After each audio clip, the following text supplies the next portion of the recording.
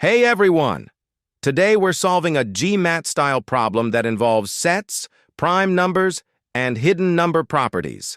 Let's go step by step. Look at the question first. Now, let's unpack what's going on.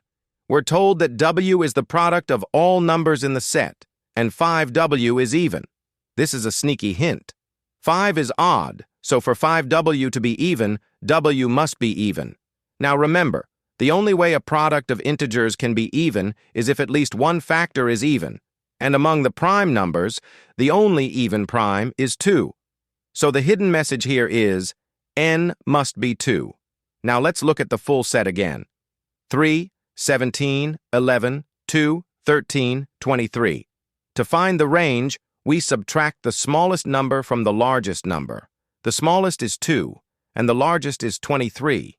So the range is 23 minus 2 equals 21. The correct answer is option B. If you found this breakdown helpful, don't forget to like and subscribe for more GMAT problem-solving walkthroughs. See you next time.